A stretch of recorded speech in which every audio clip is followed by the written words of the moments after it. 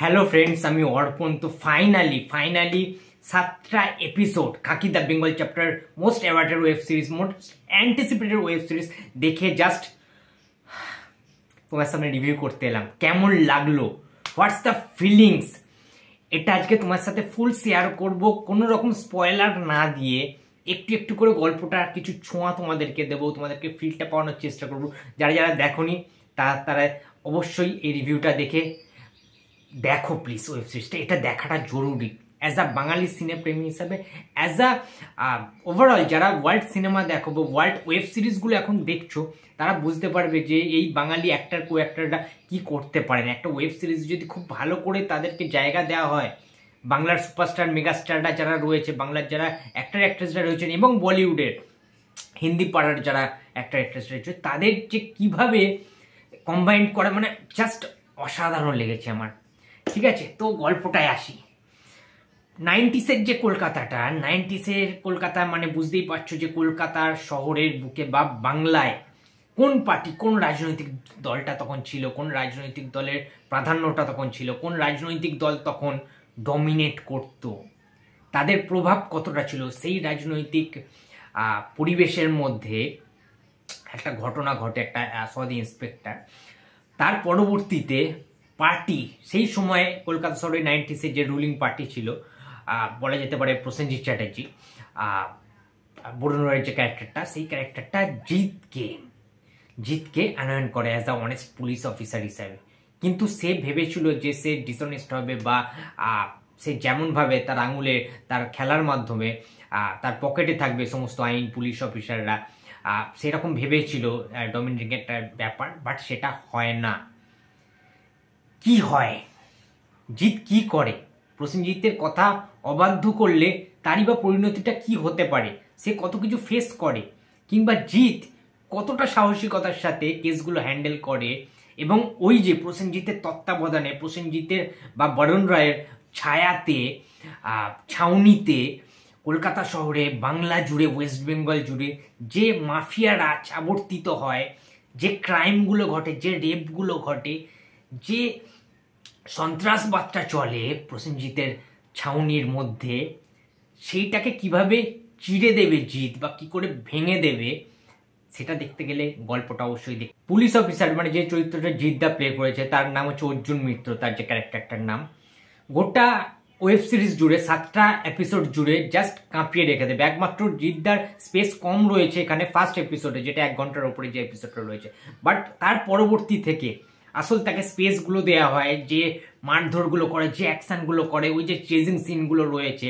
এবং আমি একটা কথা বলতে পারি, যারা জিদ্দার সিনেমা ফলো করো না, যারা জিদ্দার ফ্যান্স রয়েছে, পাওয়ার কিংবা শত্রু এই সিনেমাগুলোতে জিদ্দার যে পুলিশ অফিসারের রোলটা প্লে করেছে অ্যাজ সাচ, সেই ক্যারেক্টারের মতো কিন্তু এই ক্যারেক্টারটা না। অর্জুন মিত্রের যে খাকি দ্য বেঙ্গল চ্যাপ্টারে জিদ্দার যে ক্যারেক্টারটা প্লে করেছে জিদ্দা, it was fantastic, it was different.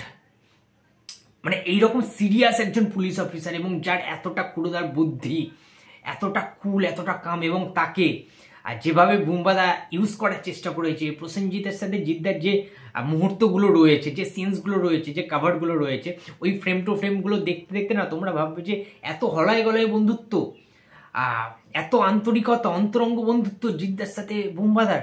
But তার পেছনেও একটা ইগোর লড়াই রয়েছে, তার পেছনেও একটা হার জিতের ব্যাপার রয়েছে, কে এগিয়ে যাবে, কে কাকে লেগ পুলিং করবে, কে কার ক্ষতি করবে, সেই জিনিসপত্রগুলো না এত সুন্দরভাবে বোঝানো হয়েছে। এই যে মাইন্ড সেট আপ যে গেমটা, ঠিক আছে, একটা মাইন্ড গেম চলছে। নীরাজ পান্ডের রাইটিং ভাই অসাম ছিল। এরপরে যদি বলি, অ্যাকশানে তো জিততে জাস্ট ফাটিয়ে দিয়েছে। অ্যাকশান যে কটা সিন পোর্শন অ্যাকশান ছিল না, ব্যারিকেড ভেঙে ওই ঢোকার যে সিনগুলো হচ্ছে, র্যাপ নামিয়ে দেওয়া হয়েছে, ডান্ডা মেরে ঠান্ডা করে দিচ্ছে সব কটাকে, কিংবা বিরিয়ানি খাওয়ার সময় ভিলেনগুলোকে যেভাবে ওই দরজার ফুটো দিয়ে, ওদের গুলি করার ফুটো দিয়েই ঝাঁঝরা করে দিয়ে যখন ওই স্টেপ আউট করে জিদ্দা যখন আসছে এবং জাস্ট মেরে রেখে দিচ্ছে এবং এনকাউন্টার করছে জিদ্দা, এরকম পুলিশ অফিসার জিদ্দা যে এনকাউন্টার করে কিন্তু অনেক এরা মেরে দিচ্ছে, একটা গলায় মানে কপালে খুলি করলো, একটা ভিলেনের খুলি উড়িয়ে দিল, এরকম সিন রয়েছে। দুর্ধর্ষ ভয়ঙ্কর একটা অনেস্ট পুলিশ অফিসার কিন্তু এনকাউন্টার যিনি করেন জিদ্দার যে ক্যারেক্টারটা যেটা ছিল। এবার আসছি আদিল জাফর খান এবং ঋত্বিক ভৌমিক। ভাই মাথা নষ্ট করে দেবে। যারা ফুল ওয়েব সিরিজটা ধৈর্য সহকারে দেখতে পারবে তারা দেখবে যে গোটা সিরিজ জুড়ে মানে যারা বিশেষ করে ইয়াং জেনারেশন, যারা একটু বেশি বোল্ড অ্যান্ড ভায়োলেন্স পছন্দ করো, একটু অ্যাকশন পছন্দ করো এবং র অ্যাকশন যারা পছন্দ করো, র অ্যাকশন, তাদের জন্য বলছি ভাই দেখো আদিল জাফর খান। ওই যে একটা সিন রয়েছে না, যে বঁটি কেটে দেবে মাথাটা, মানে আঁশ বঁটি, মাছের যে আঁশ বঁটি হয়, যে বড় বড় যে বঁটি হয় ওখান দিয়ে না, মানে জাস্ট মানে ওভার দ্য টপ। ইট ওয়াজ মানে মানে ফাটিয়ে দিয়েছে। জাস্ট কিছু সিন রয়েছে তোমরা ভাবে ভাই অরিজিনাল দেখছি। যাদের হার্টের যারা রোগী রয়েছে, পেশেন্ট রয়েছে, হার্টের পেশেন্ট, তারা ভাই দেখো না এই সমস্ত সিন, আলাদা লেভেলের। এবং ঋত্বিক ভৌমিকের যে ক্যারেক্টার, তার যেমন কিছু কিছু ইমোশনাল দিক রয়েছে, তার ভাবনা চিন্তাটা একটু অন্যরকম, বাট হ্যাঁ সে অ্যাগ্রেসিভও বটে। তবে হ্যাঁ আমাদের আদিল খানের মতো অতটাও অ্যাগ্রেসিভ না, অতটাও মানে অ্যাকশানে পারদর্শী না বা অ্যাকশন করতে চায় না, একটু ভেবে চিনতে বা একটু অন্যরকম তার মধ্যে সেন্স ছিল, কিছু সেন্স অফ হিউমার, বাট আদিলের মধ্যে সেটাও ছিল না। প্রচণ্ড খতরনাক একটা মানে ভিলেন বলা যেতে পারে আদিল খানের যে ক্যারেক্টারটা, তার যে ড্রেস কোড, মানে ওরকমভাবে গেঞ্জি পরে, স্যান্ডো গেঞ্জি, তার উপর থেকে একটা ওরকম একটা ফাডুল লুক নিয়ে আসা, ভাই একটা ফানকি টাইপের ড্রেস, ভাই সেই লেভেলের। এবং এরা দুজন, ঠিক আছে, ঋত্বিক ভৌমিকের ক্যারেক্টারটা এবং আদিল খানের যে ক্যারেক্টারটা, তারা কিন্তু বাঘার right hand and left hand, অর্থাৎ শাশ্বত চ্যাটার্জি বাঘা, ঠিক আছে, মানে বাঘা তো বাঘাই।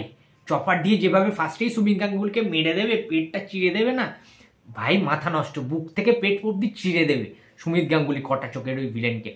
এবং তার পরবর্তীতে যে শেডসগুলো এসছে, যে লেয়ার্সগুলো এসছে, শাশ্বতও ফাটিয়ে দিয়েছে কিন্তু, খুবই ডেঞ্জারাস, খুবই ভয়ঙ্কর, কিন্তু শাশ্বত ইকুয়ালভাবে। সুতরাং এবং প্রসেনজিতের তত্ত্বাবধানেই তাদের অতটা বাড়বৃদ্ধি, অতটা পাওয়ারফুল হয়ে উঠেছে।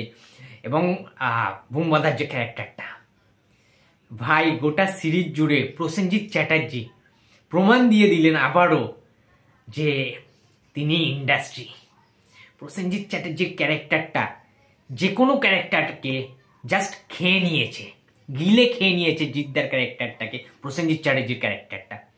এটাই প্রসেনজিতের ক্যারিজমা, যেভাবে তার রোলটাকে দেয়া হয়েছে, ফুল নেগেটিভ রোল, কিন্তু তার যে ক্ষুণধার বুদ্ধি, তার যে তীক্ষ্ণ বুদ্ধি এবং সেই মাইন্ড গেমে পরস্পর প্রত্যেকটা স্টেপে স্টেপে প্রসেনজিৎ দাবার ঘুটি সাজাচ্ছে, জিদ্দার দাবার ঘুটি সরাচ্ছে, মানে একটা চেস গেমের মতো হয়ে গেছে, একটা দাবা খেলার মতো, কে কাকে টেক্কা দিতে পারে। কি ভয়ঙ্কর সুন্দর একটা চরিত্র পেয়েছে প্রসেনজিৎ চ্যাটার্জি, যেখানে জিদ্দার মতো ক্যারেক্টারকেও প্রসেনজিৎ জাস্ট গিলে খেয়ে নিতে পারছে। তোমরা জাস্ট ভাবতে পারবে না যে এইরকম একজন রাজনৈতিক ব্যক্তিত্ব, একজন খতরনাক পলিটিশিয়ানের চরিত্রে প্রসেনজিৎ চট্টোপাধ্যায়, এবং তার কতগুলো লেয়ার্স রয়েছে, সে কি করতে পারে পাওয়ারের জোরে, ক্ষমতার জোরে, ঠিক আছে। সে জিতকে এনেছিল একটা অন্য জিনিস করার জন্য, বাট খেলাটা ঘুরে যায়, ঠিক আছে। তার ফলে তার কি কি হচ্ছে, কি কি অধঃপতন হচ্ছে বা ভুলভ্রান্তি হচ্ছে, কিংবা সে কি কি ঠান্ডা মাথায় ডিসিশনগুলো কি নিতে পারছে। একটা সিন রয়েছে, কাঁচ ভেঙে দিচ্ছেন মোমবাদা আর রাগের চোটে, সেই সিনটা তোমরা জাস্ট দেখো। তার পরবর্তীকালে কি হচ্ছে, মানে সেটা জাস্ট কিছুটা মুহূর্ত পরেই সে কিভাবে তার মাইন্ডটা চেঞ্জ হয়ে যাচ্ছে, বা ওই রূপটা, তার সেই ভয়ঙ্কর অ্যাংরি লুকটা বুমবাদা সেটা দেখাচ্ছে না। তার ছেলের বউ যখন আসছে, ছেলের ওয়াইফ যখন আসছে, সেখানে প্রবেশ করছে, কিসে একটা শব্দ হলো, কি হলো, কাজটা ভেঙে গেল, জানি না তো কিছু, হয়তো ভেঙে টেঙে গেছে, মানে কুল কাম তখন পুরো চেঞ্জ, সুইচ ওভার করে নিলে বুমবাদা এটা পারে। এটাই বুমবাদার কাছ থেকে আমরা আশা করেছিলাম, একটুও হতাশ হয়নি, জাস্ট ফাটিয়ে রেখে দেবে। এবং শুভাশিস মুখোপাধ্যায়ের সাথে, যে লোকটা এত বছর ধরে বাংলা ইন্ডাস্ট্রি যাকে কাজে লাগাতে পারেনি, কমেডি রোলই করে গেল, বুমবাদাই একমাত্র মহালয়া সিনেমাতে শুভাশিস চট্টোপাধ্যায়কে, মানে শুভাশিস মুখার্জিকে ভালো একটা রোল দিয়েছিল, তার জীবনের শ্রেষ্ঠ ক্যারেক্টার সেই শুভাশিস মুখার্জিকে এত সুন্দর একটা রোল দেওয়া হয়েছে না, তোমরা জাস্ট দেখো ক্যারেক্টারটাকে। প্রসেন চট্টোপাধ্যায়ের সাথে একটা ফ্রেম টু ফ্রেম জায়গা রয়েছে, ওই সিনটা তোমরা জাস্ট দেখো, জাস্ট ওয়াও লেভেলের মজা পেয়ে যাবে তোমরা, যে কি করতে পারে এই লোকটা প্রসেনজিৎ চ্যাটার্জি, ঠিক আছে। জাস্ট আউটস্ট্যান্ডিং হয়েছে গোটা সিরিজ জুড়ে। মিমোর কথা আলাদা করে কিছু বলার নেই, স্পেস কম ছিল, চিত্রাঙ্গদা ম্যাম ফাটিয়ে দিয়েছে যে যার জায়গায়, পরমব্রত যেটুখানি পোর্শন ছিল জাস্ট অসাম লেগেছে, ঠিক আছে। এছাড়া প্রত্যেকে each and every one acting was outstanding, দারুণ তারা অ্যাক্টিং করেছে। ঠিক আছে, অ্যাক্টিং স্কিলের জায়গা থেকে বলতে পারেন নাম্বার 1 রাখবো আমি কিন্তু বুম্বাদাকে, প্রসেনজিৎ চ্যাটার্জিকে। তার অ্যাক্টিং স্কিল, তার যে ডায়লগ, বুম্বাদার একটা সিন রয়েছে, একটা ডায়লগ রয়েছে যেখানে বুম্বাদা বলছে যে বাচ্চারা যখন কান্না করে, যখন কাঁদে বাচ্চারা, তখন তাদের মুখে ললিপপ ঢুকিয়ে দিতে হয়, তাহলে সেই বাচ্চারা কান্নাটা থেমে যাবে।